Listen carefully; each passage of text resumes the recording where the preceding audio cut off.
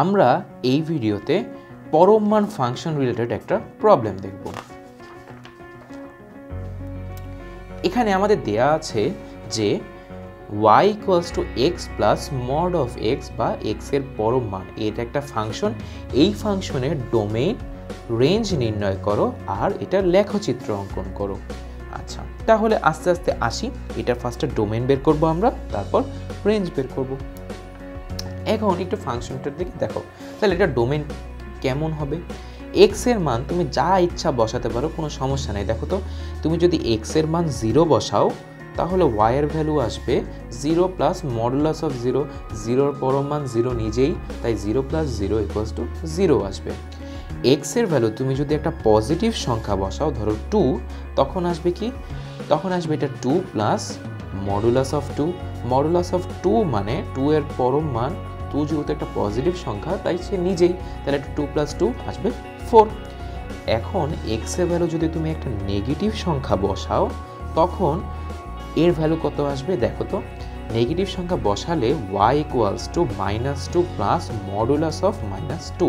আমরা জানি নেগেটিভ সংখ্যার পরম মান সবসময় এর পজিটিভ অংশটুকু হয়, তাহলে -2 প্লাস এখানে পরম মানটা হবে 2, তাহলে -2 + 2 হচ্ছে 0।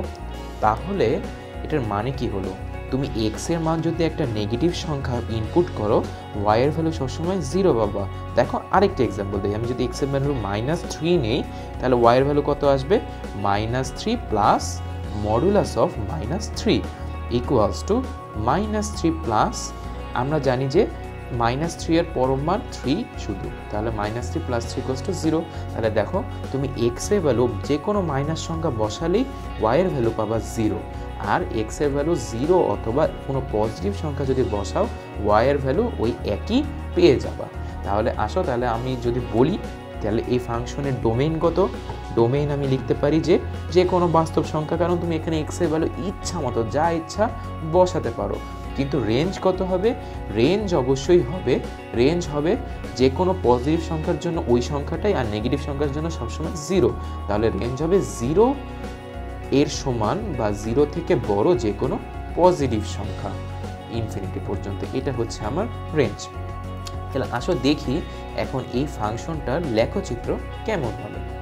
আচ্ছা, লেখচিত্র দেখার জন্য আমি একইভাবে সূচকীয় এবং লগারিদমিক ফাংশনের লেখচিত্র যেভাবে এঁকেছিলাম সেটা টেবিল করেছি। এখন আমি বিভিন্ন x এর মানের জন্য y এর মান বের করব। তার আগে আমি এদিকে একটু বরাবরের মতোই ডোমেইন আর রেঞ্জটা লিখে রাখি। বলতো এটার ডোমেইনটা কত? যে কোনো বাস্তব সংখ্যা, মানে -∞ থেকে +∞ যে কোনো সংখ্যা হতে পারে।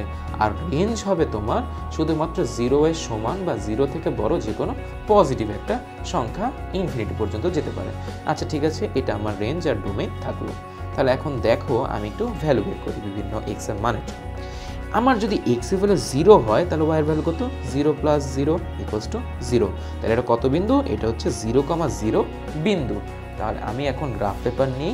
দেখো এটা আমার গ্রাফ পেপার, এটা হচ্ছে x অ্যাক্সিস, এটা y অ্যাক্সিস। তাহলে আমি কোন বিন্দুটা বসাবো?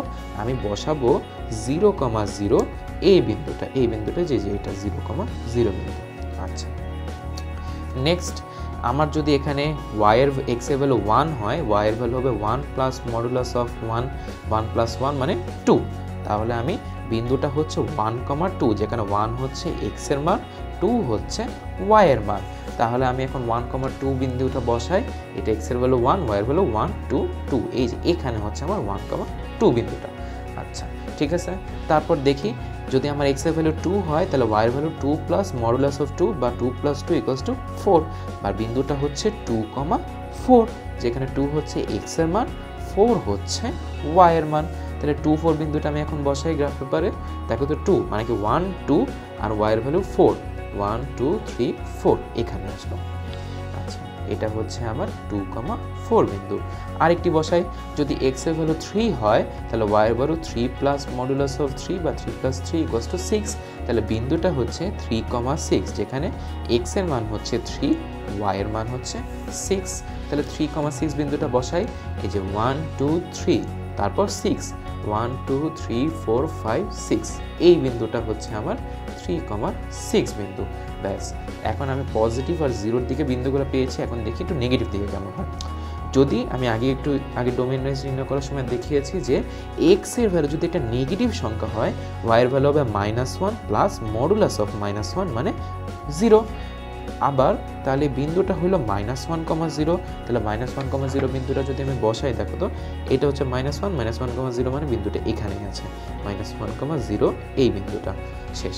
তাহলে আবার দেখি যদি x এর ভ্যালু -2 হয়, y এর ভ্যালু হচ্ছে -2 প্লাস মডুলাস অফ -2, এটার মানে হচ্ছে -2 প্লাস 2 ইকুয়ালস টু 0। তাহলে বিন্দুটা হচ্ছে -2,0, যেখানে -2 হচ্ছে x এর মান, 0 হচ্ছে y এর মান। তাহলে আসো এবার তাহলে -2,0 বসে, এটা মূল বিন্দু, -2 x এর ভ্যালু মানে -1 -2 -2 y এর ভ্যালু 0 মানে এখানে বিন্দুটা হবে। তাহলে আমার গ্রাফটা কেমন দেখতে হলো? গ্রাফটা যদি আমি আঁকি তাহলে দেখো তো গ্রাফটা কেমন হবে।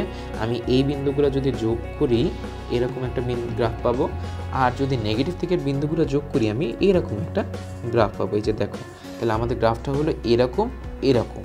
এটা হচ্ছে আমার এই ফাংশনের লেখচিত্র। এখন একটু ডোমেন রেঞ্জ মিলানোর চেষ্টা করি, দেখি তো। ডোমেন হচ্ছে সকল বাস্তব সংখ্যা। হ্যাঁ দেখো তো, তুমি এখানে এক্স এর ভ্যালু এই দিকে যত ইচ্ছা দিতে পারো সেই অনুসারে একটা ওয়াই এর ভ্যালু পাবা, এই দিকেও যত ইচ্ছা দিতে পারো সেই অনুসারে একটা ওয়াই এর ভ্যালু পাবা। তাহলে ডোমেন হচ্ছে আমার সকল বাস্তব সংখ্যার সেট। আর রেঞ্জ কি দেখো তো, এখানে ওয়াই এর ভ্যালু আমি শুধুমাত্র হয় 0 পাইছি অথবা 0 চেয়ে বড় একটা সংখ্যা পাইছি, হয় 0 অথবা 0 চেয়ে বড়। তাই রেঞ্জ হচ্ছে 0 বা 0 সমান এবং 0 থেকে বড় যে কোনো একটা পজিটিভ সংখ্যাই হচ্ছে এই ফাংশনের y = x plus modulus of x ফাংশনের লেখচিত্রের ডোমেন আর